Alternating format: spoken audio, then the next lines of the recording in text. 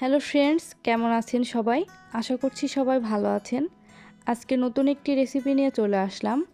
আজকের রেসিপিতে থাকছে ফুলকপি দিয়ে ডিম রান্না। এটি খেতে অসম্ভব মজাদার লাগে। আশা করছি আমার আজকের রেসিপিটা আপনাদের ভালো লাগবে। বাসায় মাছ এবং মাংস যদি কিছুই না থাকে, তাহলে আপনারা খুব সহজেই ফুলকপি দিয়ে এভাবে ডিম রান্না করে খেয়ে দেখবেন, আপনাদের অনেক ভালো লাগবে। তো কথা না বাড়িয়ে চলুন দেখে নেওয়া যাক আজকের এই রেসিপিটা তৈরিতে কি লাগছে ফুলকপি। আমি এখানে একটি ফুলকপি খুব ভালোভাবে ধুয়ে ফুলগুলো ছাড়িয়ে নিয়েছি 4টি সিদ্ধ ডিম। আপনারা ডিমের সংখ্যাটা কমিয়ে বাড়িয়ে নিতে পারেন। এখানে 3-4টি আলু আমি এভাবে বড় সাইজের টুকরো করে কেটে নিয়েছি।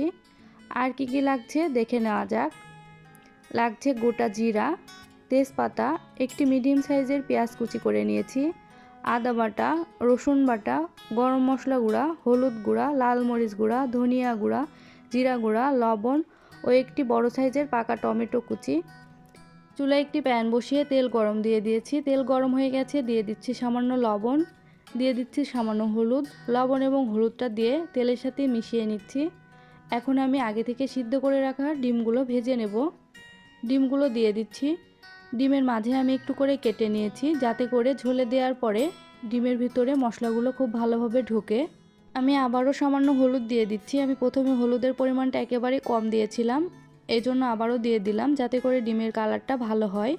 ডিমটা হালকা ব্রাউন করে ভেজে নিতে হবে। ডিম ভাজা হয়ে গেছে, আমি এখন তুলে নিচ্ছি। একই প্যানে আমি এখন ফুলকপিগুলো ভেজে নেব। ফুলকপিগুলো এক এক করে দিয়ে দিচ্ছি। ফুলকপিগুলো লবণ এবং হলুদ দিয়ে হালকা ব্রাউন করে ভেজে নিতে হবে। দিয়ে দিচ্ছি লবণ, দিয়ে দিচ্ছি সামান্য পরিমাণে হলুদ গুঁড়া। এখন সব কিছু খুব ভালোভাবে নেড়েচেড়ে মিশিয়ে দিচ্ছি। সব কিছু খুব ভালোভাবে মিশিয়ে নেওয়া হয়ে গেছে। এ পর্যায়ে আমি একটি ঢাকনা দিয়ে ঢেকে দিচ্ছি 5 মিনিটের জন্য। 5 মিনিট পরে ফিরে আসলাম, ঢাকনাটা খুলে নিচ্ছি। ফুলকপিটা ঢেকে ভাজলে ফুলকপিটা খুব তাড়াতাড়ি সিদ্ধ হয়ে যাবে এবং ভাজাও হয়ে যাবে তাড়াতাড়ি। রান্না করতে তখন আর খুব বেশি সময় লাগবে না। ফুলকপিটা হালকা ব্রাউন হয়ে এসেছে, আমি আরেকটু ভেজেই ফুলকপিটা তুলে নেব। এখন আমি ফুলকপিটা তুলে নিচ্ছি। ফুলকপিগুলো তুলে নিয়ে আমি একই প্যানে আরও 2 চামচ তেল দিয়ে দিচ্ছি। তেল গরম হয়ে গেছে, আমি এখন গোটা জিরাটা ফোড়নে দিয়ে দিচ্ছি তেজপাতা। এখন তেজপাতা এবং জিরাটা কয়েক সেকেন্ড ভেজে নেব তেলের সাথে। ভেজে নেওয়া হয়ে গেছে, আমি এখন দিয়ে দিচ্ছি পেঁয়াজ কুচি। পেঁয়াজটা 2-3 মিনিটের মতো তেলের সাথে ভেজে নেব। পেঁয়াজটা 2-3 মিনিটের মতো তেলের সাথে ভেজে নেওয়া হয়ে গেছে, আমি এখন আলুগুলো দিয়ে দিব। নেড়ে চেড়ে মিশিয়ে নিচ্ছি। দিয়ে দিচ্ছি সামান্য পরিমাণে লবণ, দিয়ে দিচ্ছি সামান্য পরিমাণে হলুদ গুঁড়া। লবণ এবং হলুদটা দিয়ে এখন পেঁয়াজের সাথে আলুটা হালকা ব্রাউন করে ভেজে নেব।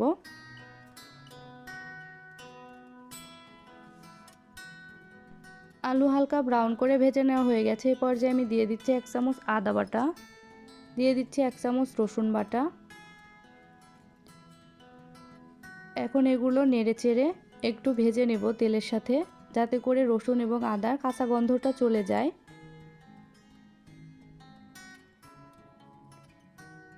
সব কিছু খুব ভালোভাবে মিশিয়ে নিয়েছি। এখন দিয়ে দিচ্ছি কেটে রাখা টমেটোটা দিয়ে খুব ভালোভাবে আবারও মিশিয়ে নিচ্ছি। এখন দিয়ে দিচ্ছি সামান্য জলটা দিয়ে আমি বাকি শুকনো মশলাগুলো এখন দিয়ে দিব। দিয়ে দিচ্ছি লাল মরিচ গুঁড়া, যে যেমন ঝাল খাবেন সে অনুযায়ী মরিচটা দিয়ে দিবেন। আমি 1 চামচ পরিমাণে দিলাম। দিয়ে দিচ্ছি পরিমাণ মতো লবণ, দিয়ে দিচ্ছি 1/2 চামচ হলুদ গুঁড়া, দিয়ে দিচ্ছি 1 চামচ ধনিয়া গুঁড়া, দিয়ে দিচ্ছি 1 চামচ জিরা গুঁড়া। এখন সব মশলাগুলো আলুর সাথে খুব ভালোভাবে 3-4 মিনিটের মতো কষিয়ে নেব।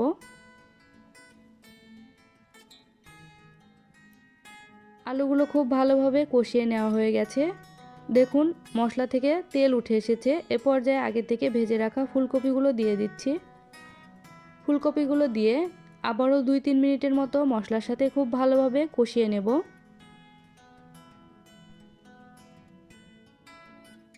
ফুলকপিগুলো নেড়েচেড়ে খুব ভালোভাবে কষিয়ে নিয়েছি। এখন আমি জল দিয়ে দিব। জলটা আপনাদের পরিমাণ অনুযায়ী দিয়ে দিবেন, যে যেমন ঝোল রাখবেন সে অনুযায়ী দিয়ে দিবেন। আমি খুব বেশি ঝোল রাখবো না, এজন্য এখানে আমি 2 বাটি পরিমাণ জল দিয়ে দিলাম। ঝোল ফুটতে শুরু করেছে, এখন আমি ডিমটা দিয়ে দিচ্ছি। ডিমটা দিয়ে নেড়েচেড়ে মিশিয়ে নিচ্ছি। মিশিয়ে নিয়ে আমি একটি ঢাকনা দিয়ে ঢেকে দিব 10 মিনিটের জন্য। 10 মিনিট পরে ফিরে আসলাম, ঢাকনাটা খুলে নিচ্ছি। ঢাকনাটা খুলে নিয়ে আমি এখন হাফ চামচ গরম মশলা গুঁড়ো দিয়ে দিচ্ছি। গরম মশলা গুঁড়োটা দিয়ে নেড়েচেড়ে মিশিয়ে নেব। সব কিছু খুব ভালোভাবে মিশিয়ে নিয়েছি। আমি আরও 5 মিনিটের জন্য ঢেকে দেব।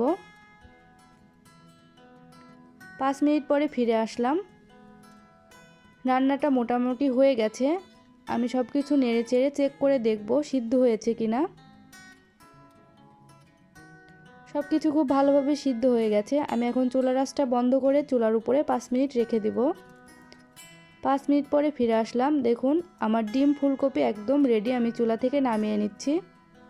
চুলা থেকে নামিয়ে নিয়ে আমি গরম গরমই একটি সার্ভিং ডিশে সার্ভ করছি।